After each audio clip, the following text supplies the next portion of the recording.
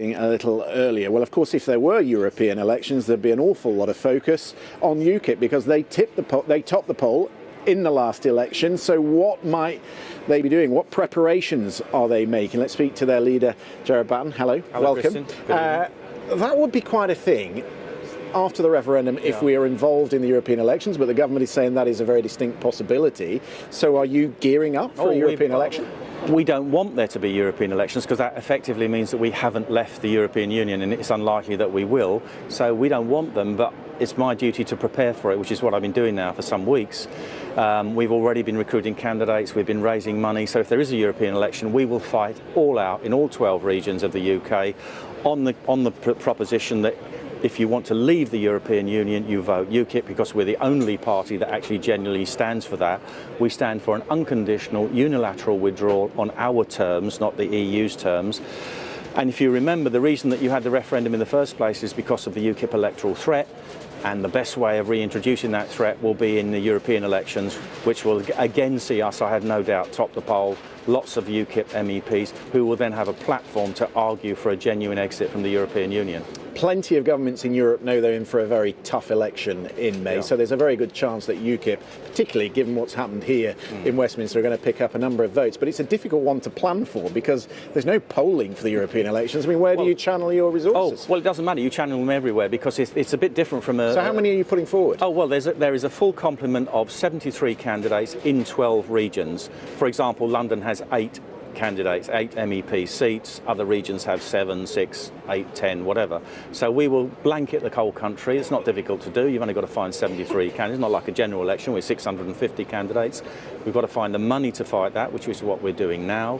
And it's a lot easier to fight than a general election. And of course, it's on proportional representation. And that message has got through to the electorate now over the years that you get what you vote for in a European election. You get the candidates returned in the proportion that you vote for them.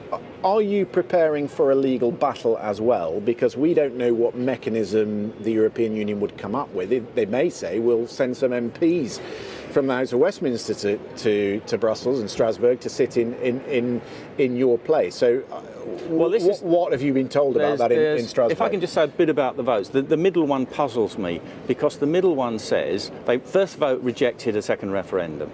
The middle vote says that if Parliament votes for Mrs May's deal on the third attempt next week, OK, so we're leaving on the 29th of March then, but then they're asking for an extension until the 30th of June. Now, why would that be? That doesn't make sense because there won't be any... to get the legislation through. The Withdrawal Act already says that that makes provision for doing all that. But there's an awful lot of legislation that goes with the Withdrawal Act. You've got to put it into law. But you could have still left the European Union because, as I've been arguing all these years, all EU legislation has been passed into Acts of Parliament or regulations. So it all stays in place. So there wouldn't be a problem that affects the European Union. It would just be a question of changing that legislation, however it needs to be changed.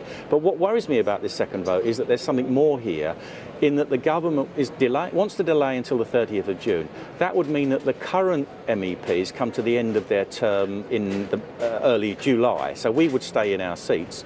But what I'm wondering is if they're intending to pull something else out of the hat at the end of June and say, well, in actual fact, we need yet another extension to Article 50, but in the meantime, we haven't taken part in the European elections. It's too late. Just a quick one. At the last election, you had how many? 24? 24. 24 MEPs.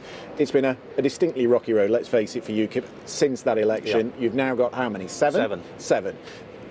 You don't talk to Nigel Farage, I know, but he's saying that he's going to be lobbying for one of the countries to veto the extension next week. What are your 7 MEPs doing within the Parliament? First of all, Nigel made the decision that he was going to leave UKIP, and he now says that he's joined this other Brexit party, which doesn't really seem to exist except as a registered name with the Electoral Commission. There's nothing else behind it.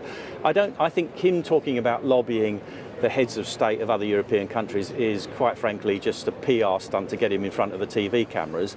I wouldn't pretend that the heads of states of the other European countries are going to listen to me or my MEPs. I think their decision will be based on if the UK leaves, there's a big hole in the budget and somebody's got to pay that money and they don't want to. So I think while they might be sympathetic to us leaving and might think it's a good idea for their country in the long run, in the short term they won't want to have to pick up that shortfall in the budget, so they're unlikely to vote against an extension of Article 50, bearing in mind that it only takes one of them to dissent because it needs a unanimous decision.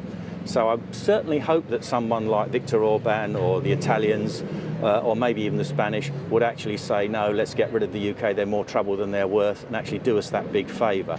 But I wouldn't put money on it. Gerard Batten, good of you to come and talk to us. Thank you very much indeed.